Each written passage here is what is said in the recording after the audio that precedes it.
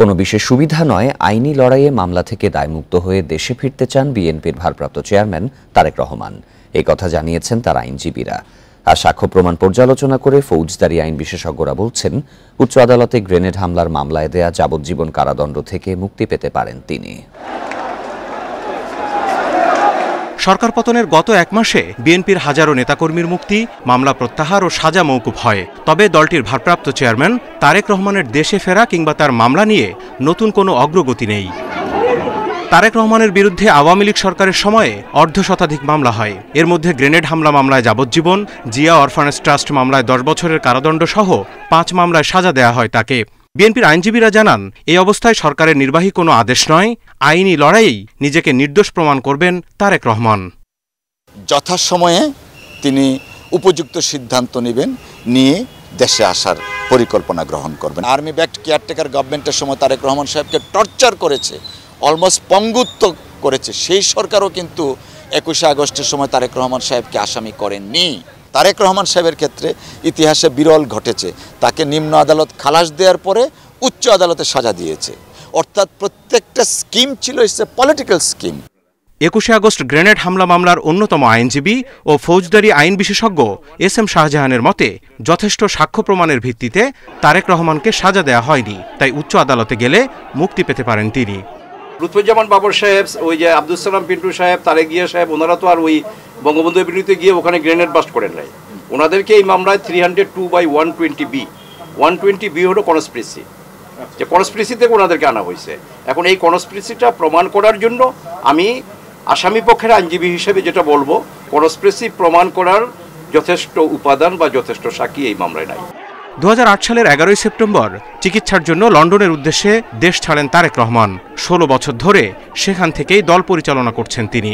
আপনারা কেউ দয়া করে প্রতিশোধ পরায়ণ হবেন না। Zahidul Bashar, independent news, Dhaka. নিজের হাতে আইন। বাংলাদেশ ও ভারতের মধ্যে তিস্তা নদীর পানি বন্টন সমস্যার সমাধান দ্রুত হওয়া দরকার বলে মন্তব্য করেছেন প্রধান উপদেষ্টা ডক্টর মোহাম্মদ ইউনূস। রাজধানীতে নিজের সরকারি বাসভবনে ভারতীয় বার্তা সংস্থা PTI-কে দেয়া সাক্ষাৎকারে তিনি এই মন্তব্য করেন। PTI-এর ওয়েবসাইটে শুক্রবার সাক্ষাৎকারটি প্রকাশিত হয়। এতে শান্তিতে নোবেলজয়ী অর্থনীতিবিদ অধ্যাপক ডক্টর ইউনূস জানান, দীর্ঘদিন ধরে অমীমাংসিত তিস্তার পানি বন্টন চুক্তির বিষয়ে মতপার্থক্য দূর হওয়া উচিত। এটি কিভাবে হবে তা নিয়ে ভারতের সাথে আলোচনা করবে অন্তর্বর্তী সরকার। দুই দেশের মধ্যে পানি বন্টনের বিষয়টি অবশ্যই আন্তর্জাতিক আইন অনুযায়ী হতে হবে বলেও উল্লেখ করেন ডক্টর ইউনূস। বলেন, বাংলাদেশের মতো ভাটি দেশগুলোর অধিকার সমুন্নত রাখার সুনির্দিষ্ট অধিকার রয়েছে। বিষয়টি দীর্ঘদিন ধরে ঝুলে থাকায় কোনো দেশেরই লাভ হচ্ছে না বলেও মন্তব্য করেন অন্তর্বর্তী সরকারের প্রধান উপদেষ্টা।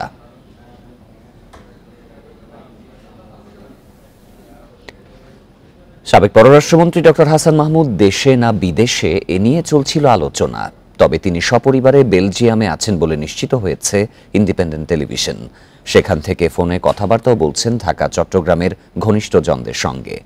দেশ ছাড়ার 6 দিন পর 2রা সেপ্টেম্বর তার দেশ ত্যাগে দেয়া হয় নিষেধাজ্ঞা।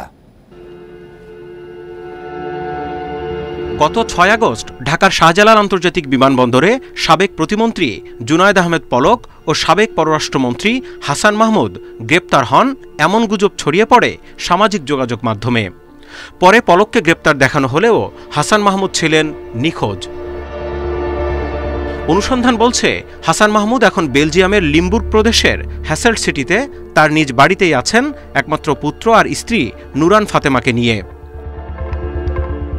জানা যায়, হাসান মাহমুদ ঢাকা থেকে সরাসরি বেলজিয়ামে যাননি। এমিরাতের ফ্লাইটে তিনি দুবাই হয়ে প্রথমে জার্মানির ডসেলড্রপ বিমানবন্দরে যান গত 26 আগস্ট বিকেল 2:45টায়। সেখান থেকে সড়কপথে গাড়ি চালিয়ে তাকে বেলজিয়ামের বাড়িতে পৌঁছে দেন জার্মানি আওয়ামী লীগের সাধারণ সম্পাদক মোবারক আলী ভূঁইয়া বকুল। উনি এখানে আছেন, সেইফে আছেন, এইটুকুই আর কি। পরশুদিন আমাদের বেলজিয়ামের মিটিংটা ছিল, এখানে অ্যাটেন্ড করার কথা ছিল না, উনি করবেন না বলে আগে বলে দিচ্ছে।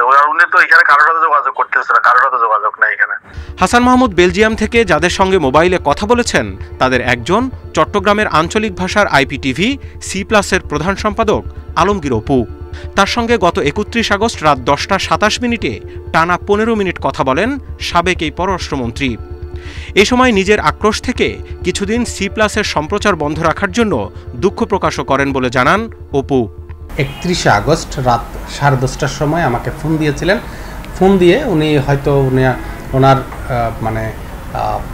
ওনার ভুলটা বুঝতে পেরেছেন এবং বুঝতে পেরে উনি আমার কাছে ফোন করে অনেকগুলো কথার ভিতরে উনি বারবার বলছিলেন যে ওনার দুঃখ প্রকাশ করেছেন, এটার জন্য উনি লজ্জিত। স্ত্রী পরিবারের সঙ্গে বেলজিয়ামের নিজের বাড়িতে আছেন বলেও অপুকে জানান হাসান মাহমুদ। কে বলার সঙ্গে সঙ্গে আসসালামু আলাইকুম, আমি হাসান মাহমুদ বলছি। এই যে কথাগুলো বলছিলেন তখন আমি প্রথমে বুঝতে পারিনি, শেষে যখন আমাকে ওনার কণ্ঠ শুনে যখন বুঝতে পারলাম যে তখন বুঝতে পারছি হাসান ভাই। দেশ ছাড়লেও সরকার পতনের পর হাসান মাহমুদের বিরুদ্ধে ঢাকা ও চট্টগ্রামে অনেকগুলো হত্যা মামলা হয়েছে। সরকারি এত নজরদারির পরও কিভাবে তিনি বেলজিয়ামে গেলেন সেটাই এখন বড় প্রশ্ন। Independent news. সাবেক মন্ত্রী ও আওয়ামী লীগের সভাপতিমণ্ডলীর সদস্য শাহজাহান খানের 7 দিনের রিমান্ড মঞ্জুর করেছে আদালত। দুপুরে কিশোর মোতালেব হত্যা মামলায় তাকে আদালতে তোলা হলে এই রিমান্ড মঞ্জুর হয়। এর আগে বৃহস্পতিবার রাতে রাজধানীর ধানমন্ডি থেকে গ্রেফতার হন শাহজাহান খান। পুলিশ ও সেনা নিরাপত্তায় শুক্রবার বিকেলে সিএমএম আদালতে আনা হয় মোতালেব হত্যা মামলার অন্যতম আসামি সাবেক মন্ত্রী শাহজাহান খানকে। এ সময় আদালতে 10 দিনের রিমান্ড আবেদন করে পুলিশ। পরে শুনানি শেষে 7 দিনের রিমান্ড মঞ্জুর করা হয়। শুনানিতে শাহজাহান খানকে ছাত্র জনতার উপর হামলার নির্দেশদাতা ও অস্ত্র সরবরাহকারী হিসেবে উল্লেখ করা হয়। রাষ্ট্রপক্ষের আইনজীবী বলেন, ধানমন্ডিতে আওয়ামী লীগ সভাপতির কার্যালয়ে বৈঠক করে ছাত্র জনতার উপর হামলার নির্দেশ দেন শাহজাহান খান ও অন্য নেতারা।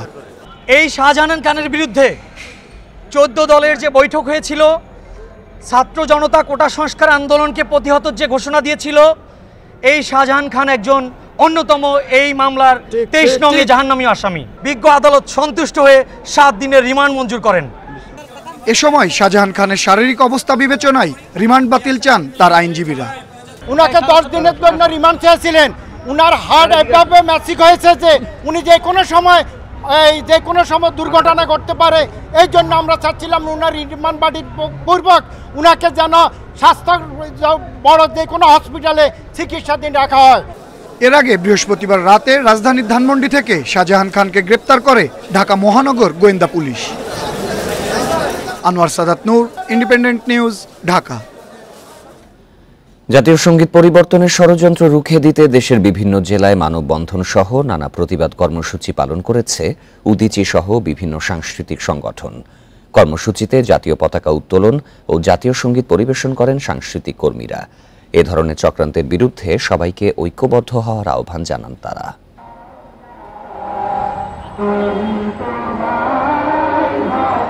জাতীয় সংগীত পরিবর্তনের ষড়যন্ত্রের প্রতিবাদ হয়েছে চট্টগ্রামে। শুক্রবার বিকেলে চট্টগ্রামের চেরাগী পাহাড় মোড়ে সমবেত কণ্ঠে জাতীয় সংগীত পরিবেশন করে সাংস্কৃতিক সামাজিক সংগঠন সহ বিভিন্ন শ্রেণী পেশার মানুষ।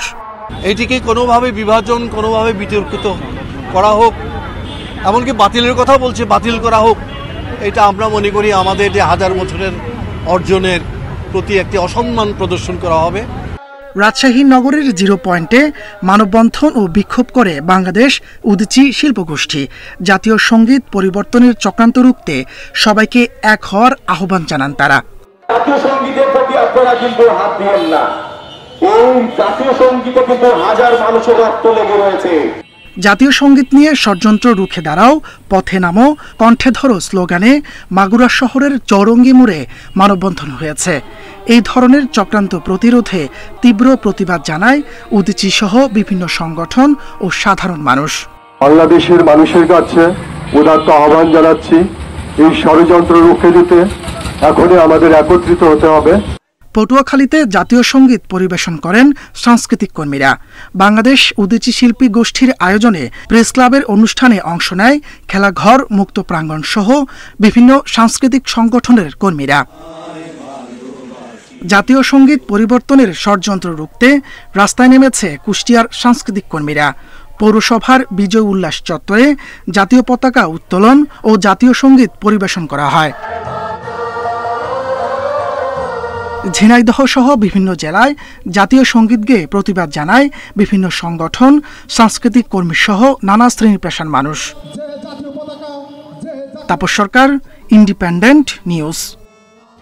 বাংলাদেশ ভারত আন্তঃসীমান্ত নদীতে আন্তর্জাতিক আইন লঙ্ঘন করে ভারত অবৈধভাবে বাঁধ নির্মাণ করছে এমন অভিযোগ তুলে এর প্রতিবাদে ত্রিপুরার ডম্বুর বাঁধ অভিমুখে লং মার্চ করেছে ইনকিলাব মঞ্চ।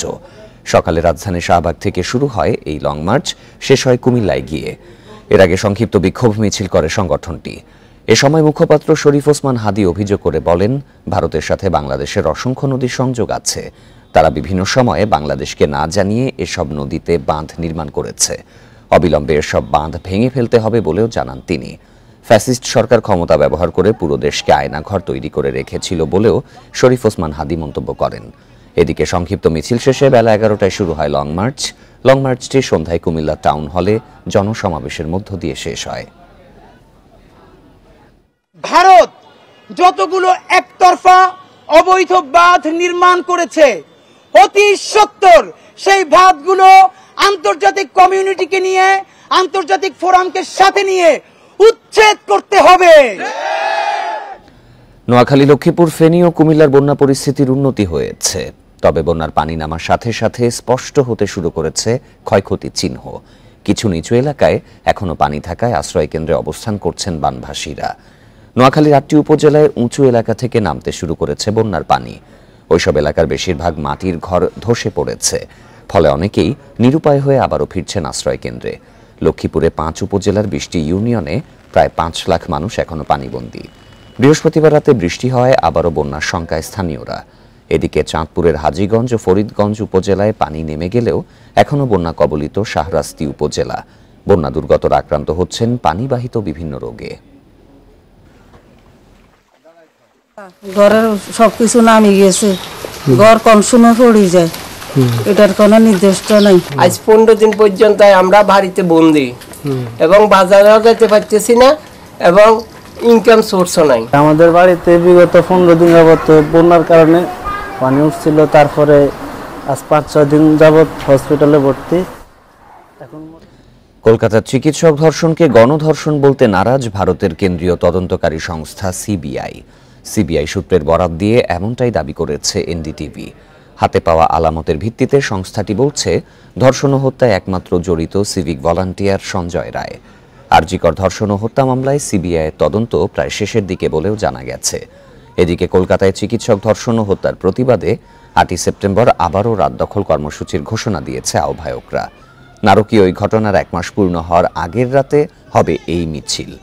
সোমবার ভারতের সুপ্রিম কোর্টে হবে এই মামলার পরবর্তী শুনানি। প্রধান বিচারপতি অসুস্থ থাকায় বৃহস্পতিবার শুনানি না হওয়ায় প্রশ্ন উঠেছে। এদিকে সিবিআইয়ের তদন্তের বিরুদ্ধে করা সন্দীপ ঘোষের মামলা খারিজ করে দিয়েছে সুপ্রিম কোর্ট।